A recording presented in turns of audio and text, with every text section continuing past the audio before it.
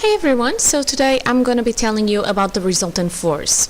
So a resultant force is when you add all the forces acting on an object, taking the direction into account. And this is because forces are vectors, so sometimes you have a force going in one direction or another direction, and if they are in opposite directions, when you add two vectors together, they actually you take one out of the other, okay? So it's the same as doing a minus sign. I'm going to explain that more in detail.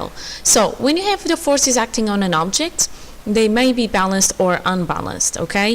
If they are balanced, the resultant force is zero because there is no overall force acting on the object. If they are unbalanced, then the resultant force is different to zero because overall there is a force that is bigger than another, and then depending on if the forces are balanced or not, the object is going to do different things. So if the forces are balanced, the object remains stationary or at a constant speed. So if it's moving, it moves at a constant speed. If the forces are unbalanced, the object either speeds up or slows down, okay? If the bigger force or the resultant force is in the direction that the object is moving, it speeds up. If the resultant force is in the opposite direction to where the object is moving, it slows down, okay? So these are some examples, and I believe this is from BoardWorks, and we are going to decide which direction the stationary object is going to move. First step is figuring out the resultant force. 30 newtons down, 10 newtons up.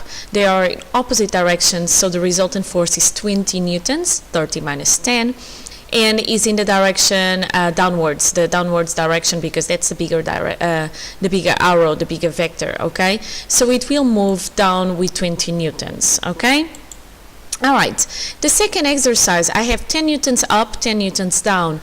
The resultant force is again 10 minus 10 because they are in opposite directions, and this gives me 0 newtons. Now, because the object is stationary, it's not going to move because, you know, the resultant force is 0, so it does not change the state of motion of the object.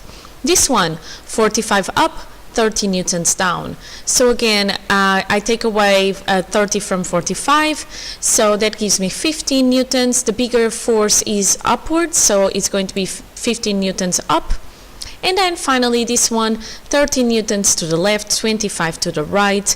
The resultant force is 30 minus 25, that's 5 newtons, and it's going to be in this direction, the direction of 30 newtons, okay? If these objects would be moving, let's say if they would be moving already, so let's say this one, imagine that the object was moving down, because the resultant force is down, it would speed up. If it was moving up, because the resultant force is down, it would slow down. This one would remain at constant speed. This one, it would speed up if it was moving upwards and slow down if it was moving downwards, because the resultant force is upwards. And this one would speed up if it would be moving to the left, because the resultant force is to the left, or slow down if it was moving to the right, okay? Another exercise just to finish this off. So push and friction, again, they are all in opposite directions, so each time I want to calculate the resultant force, I'm going to take away one vector from the other, okay? So resultant force here is 80 newtons, and the resultant is in the direction of the biggest force, so the 100 newtons. Again, the object starts to move in the direction of that force, or if it was moving, it would either speed up or slow down depending on where the box was moving, okay? This one, resultant force is 0, so no movement. If the box was moving, it would be moving at a constant speed. And finally, the last one, 50 minus 30, so that's 50 minus 20, so that's 30 newtons of resultant force. The object is going to move towards the same direction as the 50 newton arrow because the resultant force is in that direction. It either starts moving in that direction, or if it was moving already in that direction, speeds up. If it was moving in the opposite direction, slows down. This animation is as well from BoardWorks. Alright, now this air track demo, this is a great example for you to see forces as they are balanced or unbalanced. So basically you have a glider passing through the air track, and the air track has some holes where you can put air in, and that makes that basically the glider is fluctuating, so as if it's just hovering around the air track, okay? So minimizing friction as much as possible, although you still have some air resistance. So if you are my student, you have seen this air track. If not, go on this video because you see more or less the different motions that you have in the air track. So you can see that an object with unbalanced forces is going to slow down, for example, if I let it go on the air track. But if I turn on the air, which makes that this object is going to be fluctuating on top of it, basically it's going to move up and down until you stop it, really, okay, because the forces become balanced.